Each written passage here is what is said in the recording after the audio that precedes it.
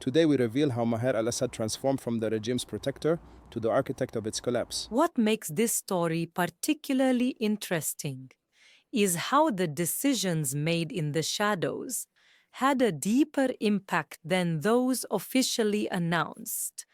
When we talk about Maher Al-Assad, we are talking about a person who combines contradictions: a military leader, a businessman in the shadows, and an architect of profound changes in the structure of the Syrian state. Could you explain how this transformation started specifically?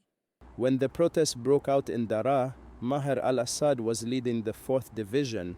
Instead of handling the crisis politically, he made a decisive decision to use excessive military force. And this explains how events quickly shifted from peaceful protests to an armed conflict. Exactly, but more dangerously, the 4th Division was transformed from a regular military unit into something resembling a militia. Statistics indicate that more than 70% of smuggling operations in Syria were carried out under the protection of this unit. And it's interesting how this transformation reflected on the Syrian economy as a whole. Yes, economic reports indicate that the size of the shadow economy in Syria multiplied by 5 times between 2011 and 2015.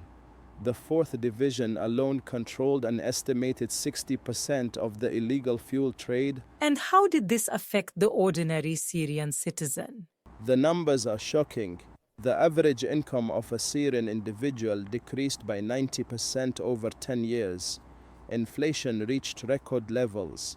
The Syrian pound lost more than 98% of its value. But how did it shift from a security issue to a sectarian matter? This is a pivotal point. Sectarianism was systematically employed as a political tool.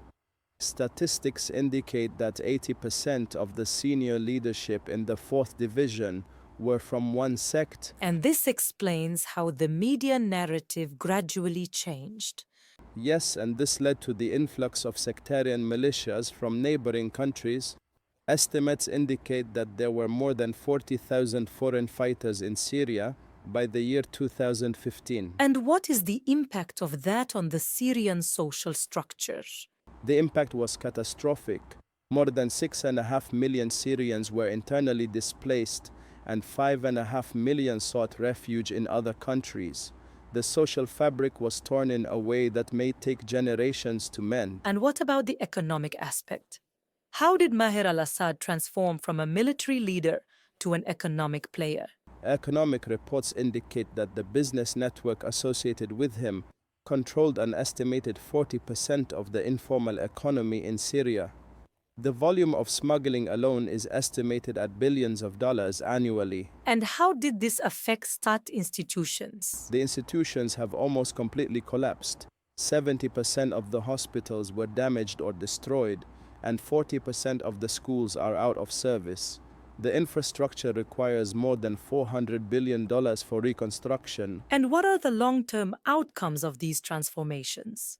Estimates indicate that Syria will need at least 40 years to return to pre-2022 levels. This is if the reconstruction process starts today.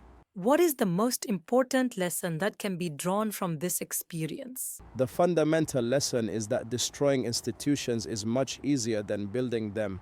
What happened in Syria is a stark example of how one person, through wrong strategic decisions, can lead an entire country towards collapse. And is there a hope to repair what was destroyed? Reform is possible, but it will be difficult and long-term. The fundamental problem is that the structures established by Maher al-Assad and others have become entrenched in the Syrian regime, and removing them will require a radical change in the structure of power itself. Thank you for this in-depth analysis. Do you have any final words for our listeners? Yes. What happened in Syria is a lesson for all societies on how to protect state institutions from internal erosion. When military and security institutions shift from being protectors of the state to tools for personal interests, the result is catastrophic for everyone. Thank you for watching and see you in the next episode.